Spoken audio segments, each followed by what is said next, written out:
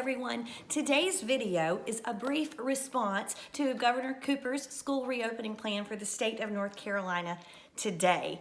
I'm Dr. Lori Langdon and I'm a pediatrician, board certified, a member of the American Academy of Pediatrics and the North Carolina Pediatric Society. So my first word of advice, and then we'll get to the root of the matter, is no matter how you felt about the words shared by Governor Cooper today, remember that the words that come out of your mouth, the look on your face, your expression, your attitude, your spirit, your children are watching this. And so we as parents and doctors and teachers and community leaders really need to attempt, at least in front of the children, to have a positive attitude. You might need to vent, and sometimes that is completely healthy in private, out of the earshot of your children who are listening intently to see how they should set their attitude. So let's please join together as a community to keep a positive attitude about this.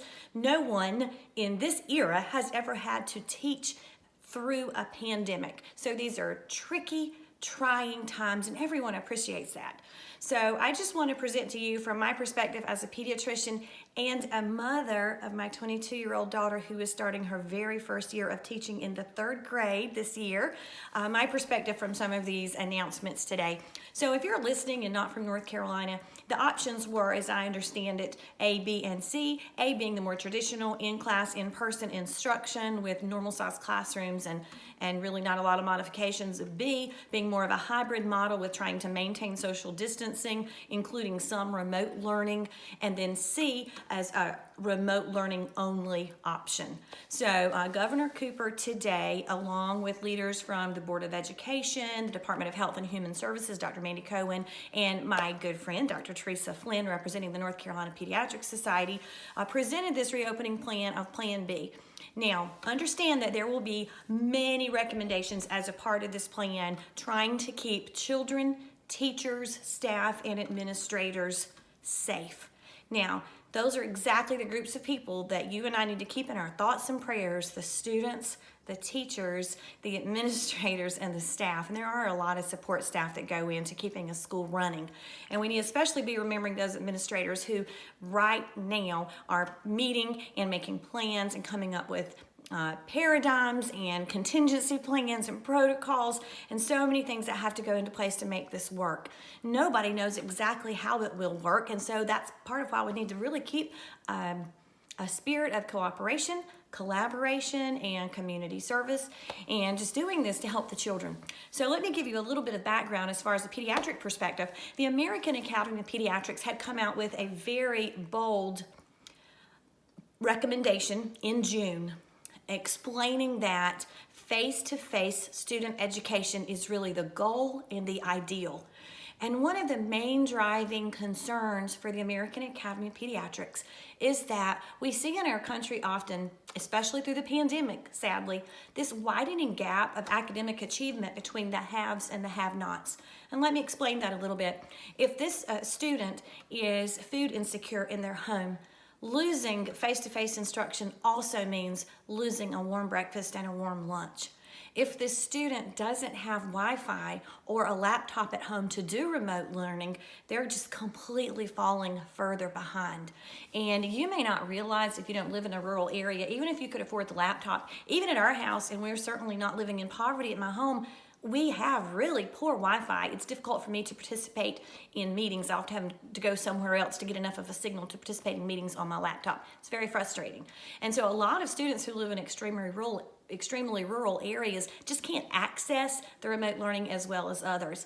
Another category of students that really worries us are those students who have special needs. So maybe they had difficulty with social interaction, particularly if they were on the autism spectrum disorder or had some sensory integration disorders, and maybe they were making good progress with some of their social skills, and now suddenly they've really lost ground, and some of the gains they had made they've lost, and that's so tragic.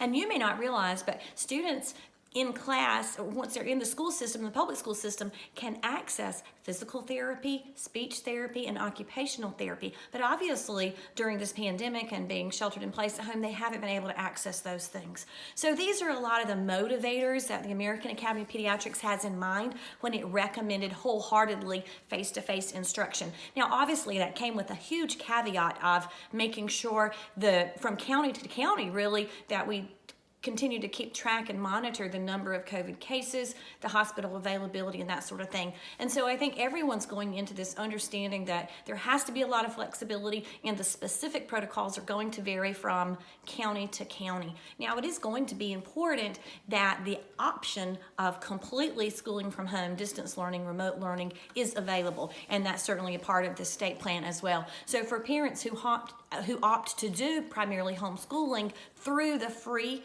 public school provided curriculum online, that will be a definite possibility.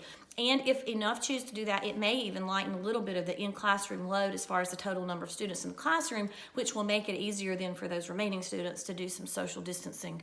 Now that brings me to one of my little points of just personal advice. If there's someone out there who does plan to homeschool, and there's nothing wrong with that if you didn't fall into the categories we were just talking about, if you have plenty of food, if you have a stay-at-home parent who is willing and able to supervise the child doing their work, that's fantastic, particularly if you have maybe living in your home a very elderly, vulnerable, medically fragile person in your family. That might be a good option for you, and that's totally fine. But I do want to reach out to you and say, please don't decide to homeschool at the beginning and then just get bored by it and decide to place the child back into the regular classroom, because a lot of schools and counties are making their decisions on how many positions they can post per grade based on anticipated enrollment. And so if the enrollment looks like it's very way down, and then they're not able to hire and staff teachers, and then all these students come back, that can make for some increased struggles when it's really not necessary. So I would just encourage you to think about that decision and try to make as best of a commitment as you can if you decide to start out with homeschooling. And again, that's entirely your decision. We personally have been homeschooling anyway for years, forever before this, for multiple and varied reasons. So it's made this pandemic have less of an impact on our individual family, even though, as I've said before, it's not nearly as fun to homeschool when you can't go on field trips to museums and places like that. So think about that decision and make a commitment to that. Other things that we're going to be looking at for restarting and reopening school are children wearing masks. So let me address that. Again, your attitude makes a world of difference. You are the child's best role model. So if that child sees you wearing your mask in church, wearing your mask in the grocery store, it's going to realize that this is a normative behavior, and it is.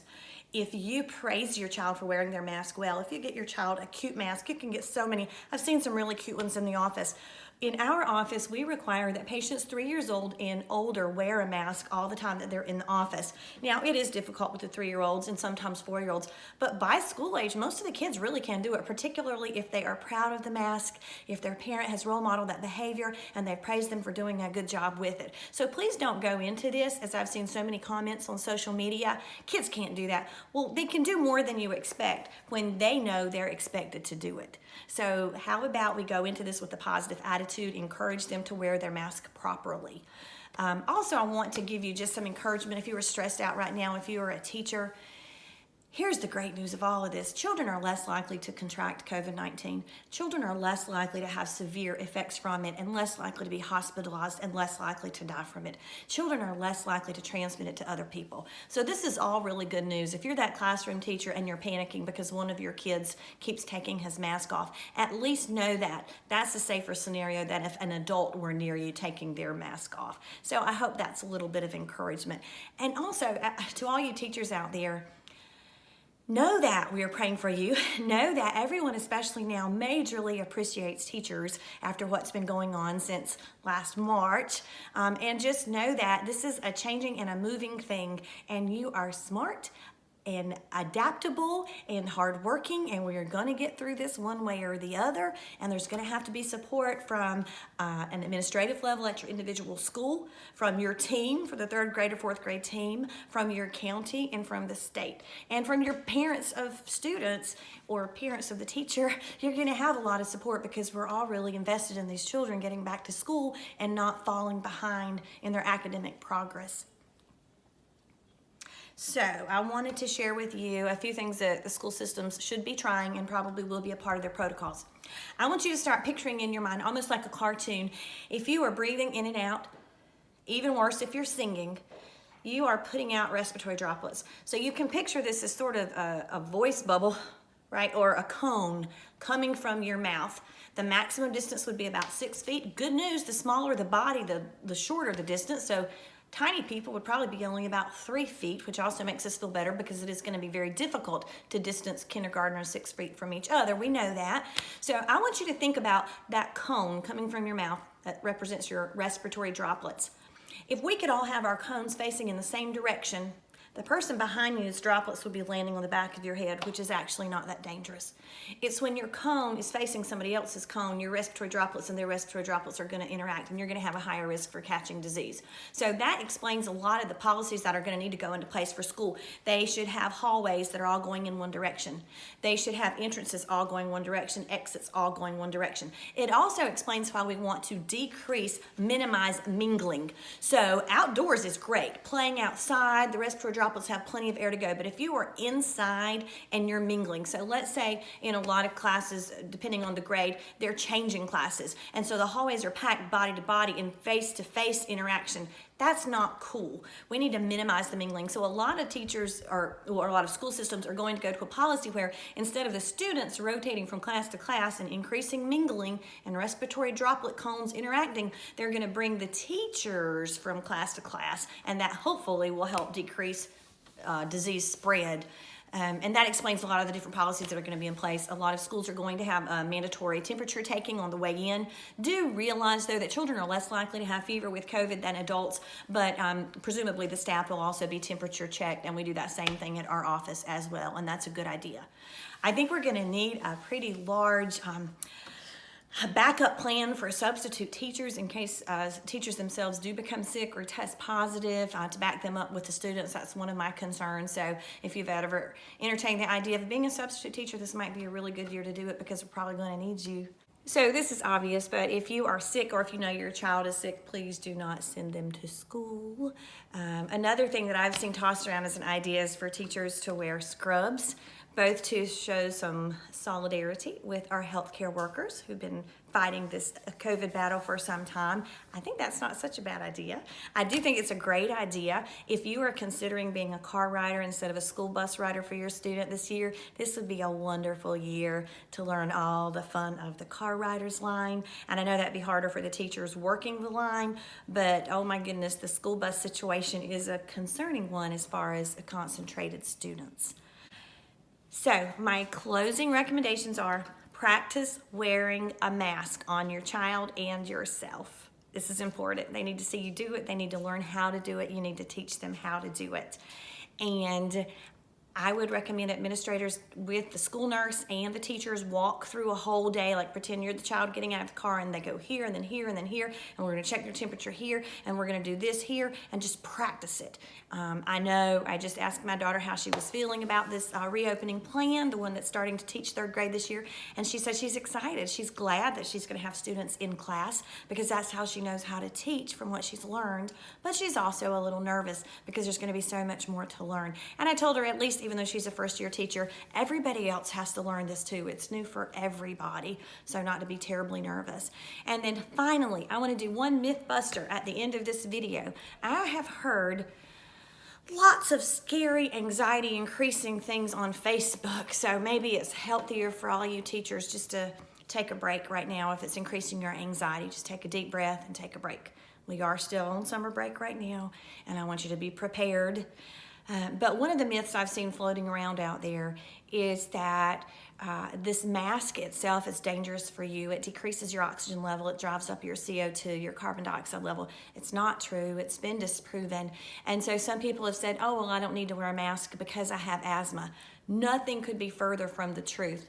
If you are too weak to breathe through a simple cloth mask, you're not strong enough to walk or to go to school or to do, and you shouldn't be teaching. You should do remote teaching if you're that medically fragile. And there are cases of severe COPD. I'm not trying to make light of that just simply aren't able to, but they would be the kind of people that are already on oxygen and truly struggling and extremely fragile. Just the regular person that has asthma and uses an inhaler when they wheeze, even the kind on a daily controller medicine, there's no reason in the world they shouldn't wear a mask. In fact, they are at higher risk if they were to contract the COVID-19 virus. So I would say you should be more faithful, more compliant, more consistent with wearing your mask than if you didn't have asthma. So please don't think if your child has asthma that they're not supposed to wear a mask at school. All the more should they be wearing a mask at school. And the same for the teachers or administrators. Also a big shout out for guidance counselors. I didn't mention that a while ago. When kids are not in school, they don't have access to a mental health professional, and guidance counselors do so much. And many schools even have their own social workers or at least access to them.